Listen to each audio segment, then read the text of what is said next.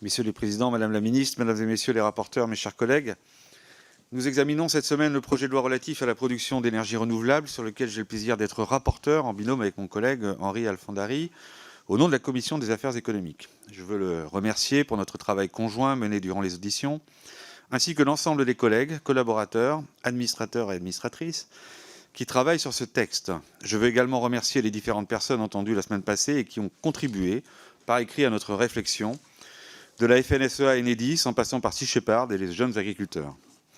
Nous examinons un texte que le Sénat a considérablement enrichi, vous l'avez rappelé Madame la Ministre, et je salue la qualité du travail accompli par nos collègues sénateurs.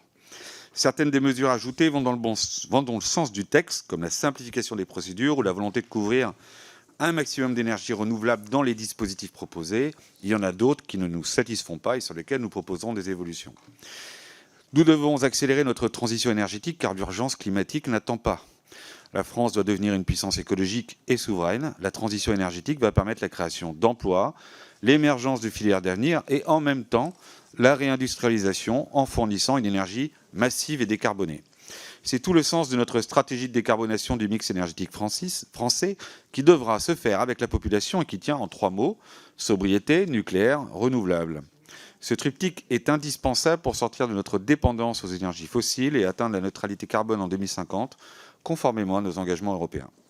En matière d'énergie renouvelable, le constat est simple. La France est en retard sur ses objectifs. Il nous faut rattraper ce retard en divisant par 2 les délais entre la décision et la mise en service des installations de production d'énergie renouvelable. Les ENR ont ce mérite de pouvoir être déployés rapidement. Je sais que nous allons être critiqués sur le calendrier de présentation des projets de loi relatifs à l'énergie, certains regrettant que ce texte sur les énergies renouvelables, puis celui sur le nucléaire, soit examiné avant les discussions sur la loi quinquennale de la programmation énergétique. Je les entends, mais il me semble que nous devons dès maintenant faire le maximum pour accélérer le déploiement des ENR. Il ne s'agit bien sûr pas de couvrir le territoire d'éoliennes et de panneaux solaires de manière anarchique, mais de mettre en place une planification dans le cadre d'une concertation étroite avec les élus et les acteurs de terrain, conduite à l'échelle des territoires. Et c'est là tout le travail de mon collègue Henri Alfandari. J'en viens à présent aux articles que je rapporte. Il y en a 36, donc je n'irai pas dans le détail de chacun d'entre eux. L'idée principale est qu'il faut mobiliser tous les leviers d'accélération disponibles, que ce soit au travers des procédures simplifiées, de nouveaux sites d'implantation ou de nouveaux leviers financiers.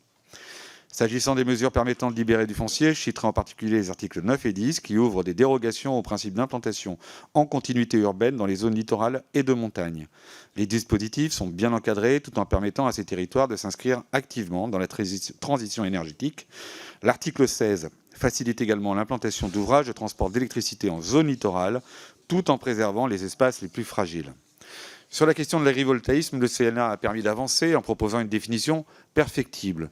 Je suis ouvert à vos propositions et nous aurons sans doute à retravailler cette partie pour la séance. Une définition claire permettra à nos agriculteurs de se saisir de ce nouvel outil au service de l'agriculture sans que les panneaux ne remplacent les troupeaux et que la production d'électricité ne vienne mettre la pression sur la production ou l'emploi agricole. Et j'y serai particulièrement attentif.